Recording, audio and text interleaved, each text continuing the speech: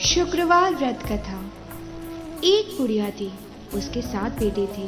6 कमाने वाला जबकि एक निकम्मा था। बुढ़िया माँ 6 बेटों को बढ़िया रसोई बनाकर खिलाती, भोजन कराती, लेकिन उनसे कुछ भी जो जूठन बचता वह 7वें को दे देती। एक दिन वह अपनी पत्नी से बोला, देखो मेरी माँ का मुझ पर कितना प्रेम है। वह बोली, क्यों नहीं, सबका जूठा जो तुम्हें खिलाती है। वह बोला, ऐसा नहीं हो सकता, मैं जब तक आंखों से ना देख लूं नहीं मानूंगा। बहू हंसकर बोली, देख लोगे तब तो मानोगे। कुछ दिन बाद त्योहार आया। घर में 7 प्रकार के भोजन और चूरमे के लड्डू बने। वह जांचने के लिए सिर दुखने का बहाना बनाकर पतला वस्त्र सिर पर ओढ़कर रसोई में सो गया। वह कपड़े में से सब देखता रहा। 6 भाई भोजन करने आए। उसने देखा माँ ने उनके लिए सुंदर आसन बिछाकर नाना प्रकार की रसोई परोसी है और आग्रह करके उन्हें खिलाया। वह देखता रहा। 6 भोजन करके जब उठ गए तो माँ ने उनकी जूठी थालियों में से लड्डुओं के टुकड़े उठाकर एक लड्डू बनाया। जूठन साफ कर बुढ़िया माँ ने पुकारा, बेटा 6 भाई भोजन कर गए हैं, अब तू ही बाकी है, उठ, तू कब खाएगा। वह बोला, माँ मुझे नहीं करना भोजन, मैं अब परदेश जा रहा हूँ। माँ ने कहा, कल जाता है तो आज ही जा। वह बोला, हाँ हाँ आज ही जा रहा हूँ। यह कहकर वह घर से निकल गया। चलते समय उसे पत्नी की याद आई। वह गौशाला में कंडे थाप रही थी। वहां जाकर वो बोला, हम जावे परदेश, आवेंगे कुछ काल, तुम रहियो संतोष से, धर्म आपनो पाल।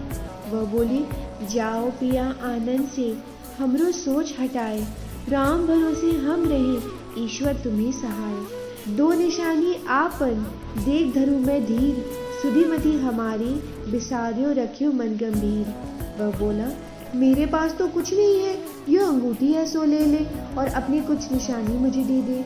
वह बोली, मेरे पास क्या है, यह गोबर भरा हाथ है। यह कहकर उसकी पीठ पर गोबर के हाथ की थाप मार दी। वह चल दिया। चलते चलते दूर देश पहुंचा। वहां एक साहूकार की दुकान थी। वहां जाकर वह कहने लगा, भाई मुझे नौकरी पर रख लो। साहूकार को जरूरत थी। बोला, ठीक है रह जा। लड़के ने पूछा, तनख्वाह क्या दोगे। साहूकार ने कहा, काम देखकर दाम मिलेंगे। साहूकार की नौकरी मिली। वह सुबह 7 बजे से रात के 10 बजे तक नौकरी बजाने लगा। उस दिनों में दुकान का सारा लेन देन, हिसाब किताब, ग्राहकों को माल बेचना, सारा काम करने लगा। साहूकार के 7-8 नौकर थे, वे सब चक्कर खाने लग गए। यह तो बड़ा होशियार बन गया है। सेठ ने भी देखा और 3 महीने में ही उसे आधे मुनाफे का हिस्सेदार बना दिया। वह कुछ वर्ष में नाम ही सेठ बन गया और मालिक सारा कारोबार उस पर छोड़कर चला गया। इधर उसकी पत्नी को सास ससुर दुख देने लगी।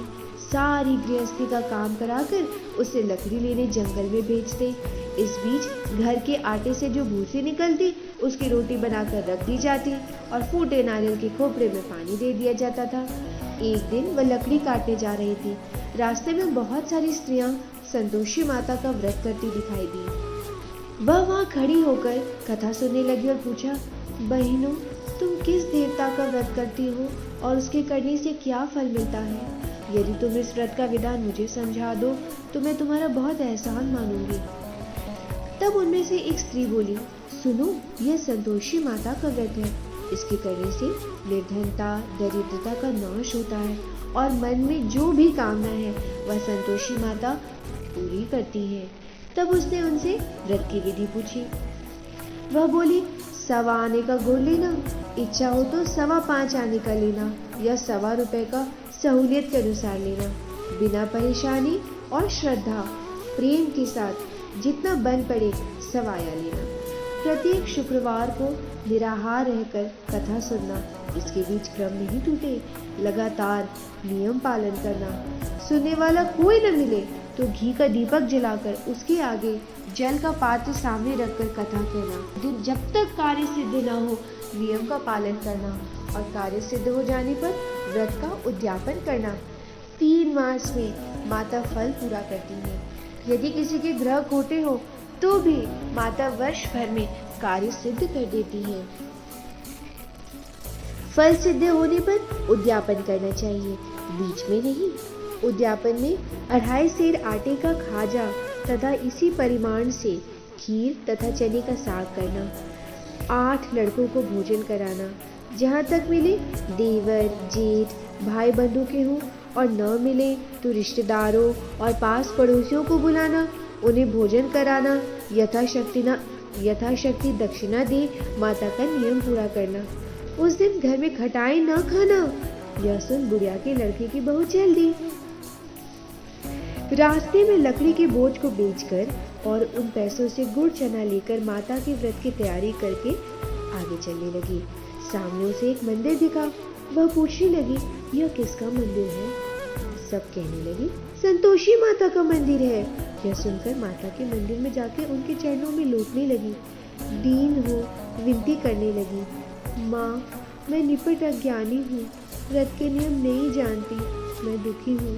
हे माता जगत जननी, मेरा दुख दूर करो, मैं तुम्हारी शरण में आई हूँ। माता को दया आ गई। एक शुक्रवार बीता, दूसरे को उसके पति का पत्र आया और तीसरे शुक्रवार को उसका भेजा हुआ पैसा भी आ गया।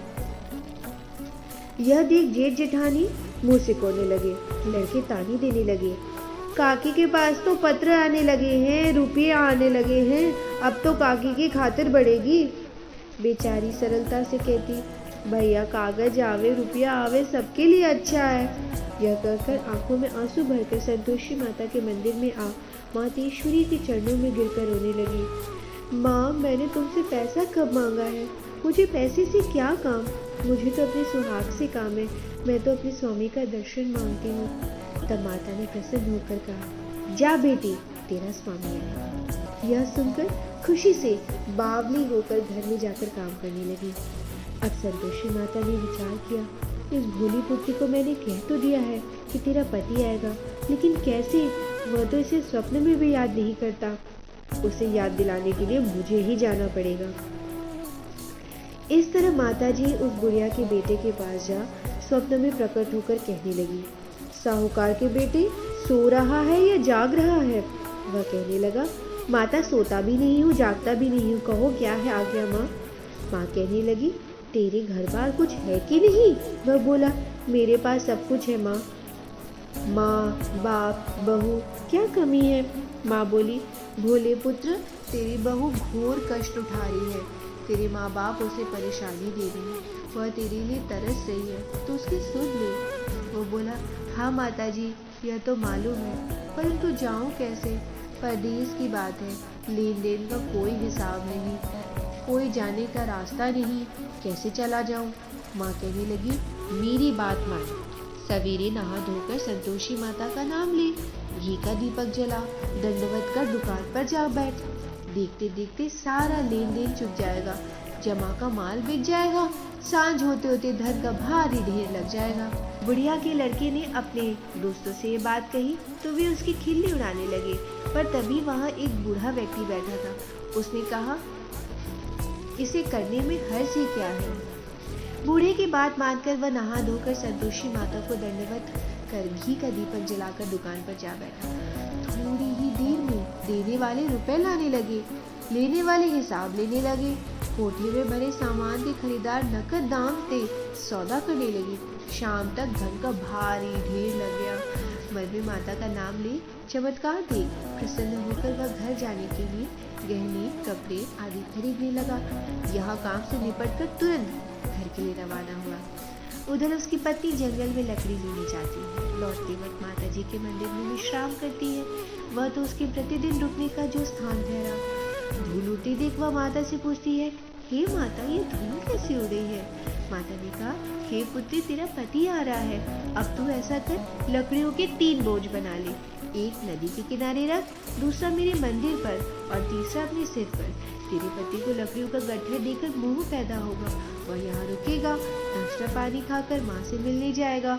तब तक तू लकड़ियों का बोझ उठाकर ले जाना। चौक में गट्ठर डालकर जोर से आवाज लगाना, लो सासू जी, लकड़ियों का गट्ठर लो, भूसी की रोटी दो, नारियल के खोपरे में पानी दो, आज कौन मेहमान आया है? माता जी से बहुत अच्छा कहकर वह प्रसन्न होकर लकड़ियों के 3 गट्ठर बनाती है। एक नदी के किनारे रखती है, एक माता जी के मंदिर पर और तीसरा घर ले जाती है। इतने में वहाँ एक मुसाफिर आ पहुँचा। सूखी लकड़ी देखकर उसकी इच्छा उत्पन्न हुई कि हम यहीं पर विश्राम करें और भोजन बनाकर खा पी कर गाँव जाएं। इसी तरह रुककर भोजन बना विश्राम करके गांव को गया। सबसे प्रेम से मिला। उसी समय सिर पर लकड़ी का गट्ठर लिए वह उतावली से आती हुई दिखी। लकड़ियों का भारी बोझ आंगन में डालकर जोर से 3 आवाजें लगाती है। लो सासू जी, लकड़ियों का गट्ठर लो, भूसे की रोटी दो, आज कौन मेहमान आया है। यह सुनकर उसकी सास बाहर आकर के अपने दिए हुए कष्टों को भुलाने ही तो कहती है, बहू ऐसा क्यों कहती है, तेरा मालिक आया है, आ बैठ, मीठा भात खा, भोजन कर, कपड़े पहन, गहने पहन। उसकी आवाज सुनकर उसका पति बाहर आता है। अंगूठी देखकर व्याकुल हो जाता है। माँ से पूछता है, माँ यह कौन है। माँ बोली, बेटा ये तेरी बहू है, जब से तू गया है सारे गांव में भटकती फिरती है, घर का काम काज कुछ नहीं करती, 4 पहर आकर के खाना खा जाती है। वह बोला, ठीक है माँ, मैंने इसे भी देखा और तुम्हें भी, अब दूसरे घर के ताले की चाबी दो, मैं वहीं रहूंगा। माँ बोली, ठीक है, जैसा तेरी मर्जी। तब वह दूसरे मकान की तीसरी मंजिल का कमरा खोल सारा सामान वहाँ जमा देता। एक दिन में राजा के महल जैसा ठाट बाट बन जाता है। अब क्या था, वह सुख भोगने लगती है। इतने में शुक्रवार आता है। वह अपने पति से कहती है, मुझे संतोषी माता के व्रत का उद्यापन करना है। पति बोलता है, खुशी से कर लो। वह उद्यापन की तैयारी करने लगती है। जेठानी के लड़कों को भोजन के लिए कहने लगती है। उन्होंने मंजूर किया, परंतु पीछे से जेठानी ने बच्चों को सिखा दिया कि देखो भोजन के समय खटाई मांगना, जिससे उसका उद्यापन पूरा न हो सके। लड़की जीवने आए, खीर खाना पेट भर करके खाया, परंतु खाने के बाद कहने लगे, हमें खटाई दो, खीर खाना में नहीं अच्छा लगता, देखकर अरुचि होती है। वह कहने लगी, भाई खटाई किसी को नहीं दी जाएगी, यह तो संतोषी माता का प्रसाद है। लड़के उठकर खड़े हुए और बोले, अच्छा तो पैसा लाओ। भोली बहू कुछ नहीं जानती थी, वे उन्हें पैसे देती है। लड़के उसी समय हट करके इमली खटाई लेकर खाने लगते हैं। यह देखकर बहू पर माता जी कोप करती है। राजा के दूत उसके पति को पकड़ कर ले जाते हैं। जेठानी मन ही मन माने वचन कहने लगते हैं, लूट लूट कर धन इकट्ठा कर लाया है, अब मालूम पड़ जाएगा, जेल की मार खाएगा। बहू से ये सब सहन नहीं होता। वह रोती हुई माता जी के मंदिर जाती और कहती है, हे माता, तुमने क्या किया। हंसाकर और भक्तों को रुलाने लगी। माता बोली, बेटी तूने उद्यापन कर मेरा व्रत भंग किया है। वह कहने लगी, माता मैंने कुछ अपराध किया है, मैंने तो भूल से लड़कों को पैसे दे दिए, मुझे क्षमा करो, मैं फिर से तुम्हारा उद्यापन करूंगी। माँ बोली, अब भूल मत करना। वह कहती है, अब भूल नहीं होगी माँ, अब बतलाओ वे कैसे आएंगे। माँ बोली, जा पुत्री, तेरा पति तुझे रास्ते में मिलेगा। वह निकली राह में पति आता मिला और पूछे, कहाँ गए थे। तो कहने लगा, इतना धन जो कमाया है उसका टैक्स राजा ने मांगा था, वह भरने गया था। वह प्रसन्न होकर बोली, भला हुआ, अब घर को चलो। कुछ दिन बाद फिर शुक्रवार आया। वह बोली, मुझे माता का उद्यापन करना है। पति ने कहा कि ठीक है, कर लो। बहू फिर जेठ के लड़कों को भोजन को कहने गई। जेठानी ने 1-2 बातें सुनाई और सब लड़कों को सिखाने लगी, तुम सब लोग पहले से खटाई मांगना। लड़के भोजन से पहले कहने लगे, हमें खीर नहीं खाना, हमारा जी बिगड़ता है, कुछ खटाई खाने को दो। वह बोली, खटाई किसी को नहीं मिलेगी, आना हो तो आओ। वह ब्राह्मण के लड़के लाकर भोजन कराने लगी। यथाशक्ति दक्षिणा की जगह 1-1 फल उन्हें दिया। संतोषी माता प्रसन्न हुई। माता की कृपा होती नवे मास में उसे चंद्रमा के समान पुत्र प्राप्त हुआ। पुत्र को पाकर प्रतिदिन माता जी के मंदिर में जाने लगी। माँ ने सोचा, यह रोज आती है, आज क्यों ना मैं इसके घर चलूं। यह विचार कर माता ने भयानक रूप बनाया। गुड़ चने से सना मुख, ऊपर सूर के समान होठ, उस पर मक्खियां भिनभिना रही। देहली पर पैर रखते उसकी सांस चिल्लाई, अरे देखो रे देखो, कोई चुड़ैल डाकिन चली आ रही है, लड़कों इसे भगाओ, नहीं तो यह किसी को भी खा जाएगी। लड़के भगाने लगे और चिल्लाकर खिड़की बंद करने लगे। बहू रोशनदान से सब देख रही थी। प्रसन्नता से पगड़ी बंद चिल्लाने लगी, आज मेरी माताजी मेरे घर आई हैं। वह बच्चे को दूध पीने से हटाती हुई आगे दौड़ पड़ी। इतने में सास का क्रोध फट पड़ा। वह बोली, क्या उतावली हुई है, बच्चे को पटक दिया। इतने में माँ के प्रताप से लड़के ही लड़के नजर आने लगे। वह बोली, माँ, मैं जिनका व्रत करती हूँ यह संतोषी माता है। सबने माता जी के चरण पकड़ लिए और विनती करने लगी, हे माता, हम मूर्ख हैं, अज्ञानी हैं, तुम्हारे व्रत की विधि हम नहीं जानते। व्रत भंग करने पर हमने बड़ा अपराध किया है। जग माता, आप हमारे अपराध क्षमा करो। इस प्रकार माता प्रसन्न हुई। बहू को प्रसन्न हो जैसा फल दिया वैसा माता सबको दो, जो पड़े उसका मनोरथ पूर्ण हो। बोलो संतोषी माता की जय।